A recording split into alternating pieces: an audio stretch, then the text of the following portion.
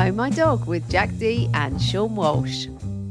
Technical hitch means that we'll be bringing you today's episode in two parts. I'll be talking about scattering my dog's ashes, and Mildred's back in part one. And tomorrow we'll bring you part two with Paul Tonkinson. Hi, Seann. Hi, Jack. You all right? I'm good. I'm in a hotel in Liverpool. Yes, I am. I can see. Whenever you've got a sort of a tidy background. I know you're not at home. Oh, sorry. Grace will hate me for saying that. But no. Yeah. So how's Liverpool for you? I think that's fair. Well, before I tell you, Liverpool's fine. Yeah, Liverpool's very nice. It's always one of my favourite places to play. But no, the office is I now have an office. So when I'm back home. You wait. I'm going to show you. I'm going to show you a clean office. Oh, I can't wait. That's great. And is it a shed or is it a room in your house? All right. Yeah, it's a shed. Yeah. Yes. But that's finally done. Fully operational. Great. That's excellent. That's really good. Good. But do you know what? I'm going to remind you. You might not remember that. I think it was on. Was it on Off the Lead, Sara? Yeah. Well, no. It was on Barkback. It was on Barkback that you said you were going to save it for our main episode. Yeah. Not to pick it up too much. Something about ashes. Oh, okay. Well, we our previous dogs, Walter and Darcy, and in fact Barney as well. When they passed away, they were cremated, and you get the ashes and you keep them. And Jane has just always kept them with her. To the extent sometimes she actually took them on holiday with her, which is sounds kind of morbid, but she kind of, I think she's very, very, she's trying it really hard to sort of let go of that. But I said, look, let's find a nice day and just do this. And so we were down in Sussex, and it was a nice day, and we had them with us, the ashes. And so we just sort of just let them go in the garden, and it was good. It was it was the right thing to have done, actually. It was really nice to do. It's really poignant and moving. Yeah. Was that a is it emotional? Is that step of the kind of process emotional? I think anyone can relate. Passed, yeah, I know. Anyone can relate to that. We hang on to stuff too long, don't we? And in all kinds of ways and shapes and forms. And I think that sometimes, you're struggling with that moment of thinking of actually the very finite thing of saying, right, I'm going to let these things go out of my life. You are having to completely accept on every level that that dog is gone, or even that person in some cases. Yes, yeah. It's not easy for everyone to take those steps all the time, and sometimes it takes longer than it does for other people. I think it's a really important thing to do because you're returning the person or the animal to the earth. So it's quite a ritual. Yeah. I certainly felt that when I when I picked up Juniper and I drove to where my dad grew up and I scattered some of his ashes. It was very emotional. I was, crying, going, bye, Dad, Yeah. But it was such an important thing because that's where he grew up. So it was really meaningful. Yeah. And I think for your dogs being in that garden, then you can feel them around you when you go into the garden. Yeah, exactly. Whenever we go there, we know that's where and they love that garden as well. We've got lots of pictures of them in that garden, and what else can you do? You give them a lovely life, and then just sort of like put closure to it like that. Yeah. And I think it's very liberating as well to finally confront those things. And there's that, there's an expression that if you hold on to anything too tight, you become its prisoner.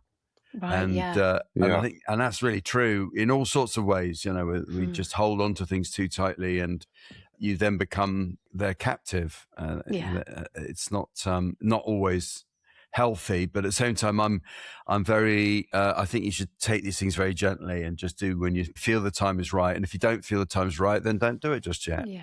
Yes. Yeah. Absolutely. Yeah. And this conversation came off the back of my mum losing Hugo, the staff, and she just texted me the other day. Because she's as I think I said, she's looking to replace Hugo quite quickly. Yeah, she doesn't want to be without a dog in her life. I think I mentioned that it might be a good idea for my mum to get a smaller dog. But she sent me a picture of the dog that she's looking at to rescue. Where's the dog? There's it's Jasper, a 4-year-old. I couldn't quite make out what breed it was from the video, but it's a staff. Oh. She sent me the video here. I don't know. Could you see that? Where's that there? Oh yeah. So I could. Yeah. Let me see here. Oh yes. Okay. So this is Jasper, but it's a staff, and I said, oh right. I thought you were going to get a smaller dog, and she can't do it. It has to be Gertrude was a staff. Hugo's a staff, and so it has to be a staff. Well, why not? It's interesting that not only do we, dog owners or any animal pet owner, I suppose, we get attached to that, that species, but not just that species, the breed of species that you're so in tune with the breed. And I do love a staff. I have a special affinity whenever I see a staff. They are lovely dogs. I've known a few as well. They're just gorgeous, and they tend to get a bad reputation. Some people sort of think, they're scary dogs, but they're just absolutely adorable. They're very happy dogs. Yeah. Are they? They're very happy. They're very happy dogs. The tail is always wagging. That's nice. On a staff, Sweet. Which is very nice. But I'll keep you updated with that when my mum gets. It'd be good to know. And there's also, it's quite good to stick with one breed because you accumulate knowledge about that breed and an understanding of that breed. Yes. So it helps you as a dog owner. So there's nothing wrong with that if that's what you're into. That's what you like. No, yes. Yeah, you're right. And Mildred's back. Mildred's back at home. Obviously, I don't have her now. After her little holiday at Nana and Papa's because of the heat. But we've had the garden done. Oh, and so so the hole's been fixed. Yes, she's not getting out anymore. Brilliant. But she's loving the garden. It's really sweet seeing her run round on the grass. We didn't previously had grass, so. So it's very nice. Mildred's got a new garden and she's absolutely loving it. Oh. She was going out and barking, and I felt like she was telling all the other dogs. Yes. Garden.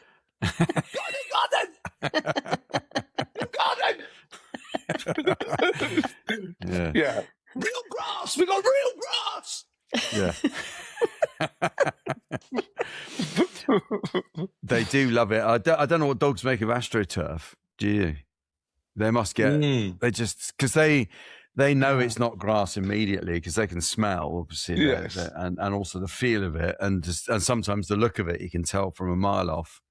But I don't think they'd enjoy that very much. No, they probably have absolutely no understanding of what the point in this is. No. I mean, unless you're running a youth centre or something, I don't get why you would use AstroTurf at all. At all. No, I don't horrible. Like it. It's horrible. I have that with fake plants as well. I can't have fake plants in the house. Yeah. No, not fake plants. No. This is a bit weird, but they sort of give me the creeps.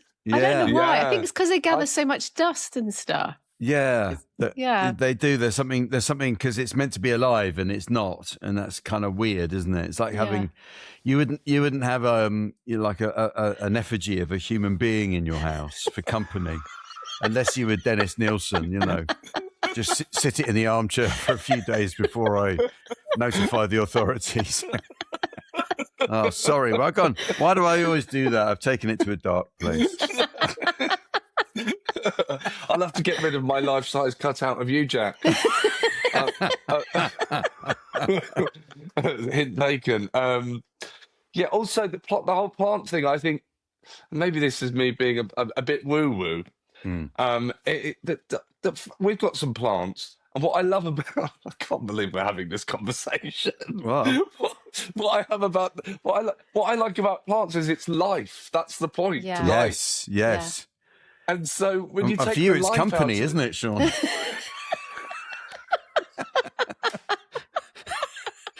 That's important. Hey. Don't knock it.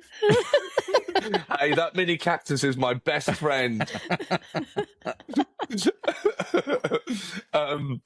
Actually, that does annoy me. Sorry, people that have cacti, little cactus. What are you doing? What we as house plants? Why have you put an extremely dangerous weapon in your house? The amount of times in my life I've just kind of leaned back and God, what have you done? Well, it's not so much leaning back on them, but if you see a cactus, you feel you've got to touch it. Oh, yeah. The intrusive thoughts. Yeah. And then you realise, ow. That's so funny. That's, you have to touch a cactus. Yeah. It's like a piano. Yes. You just have to, if there's a piano, you have to go, yeah. Thank you very much. I think it'd be good fun if they put a massive great cactus in King's Cross Station just to see, and then film people going up and pricking their fingers on it. Ow! No, I'm not professional. I just dabble. Anyway. Yes. But how's Dolly? How's Juniper? Yeah. How is Juniper? Let's hear from Juniper. Oh, she's good. She's really great. I've got something else to tell you about, though. Oh, go on. I went to St James Palace. Yeah, you did. I didn't last week. There was photos of you in St James's Palace. I thought, what's going on here? I know, you've got an OBE for it, and we haven't.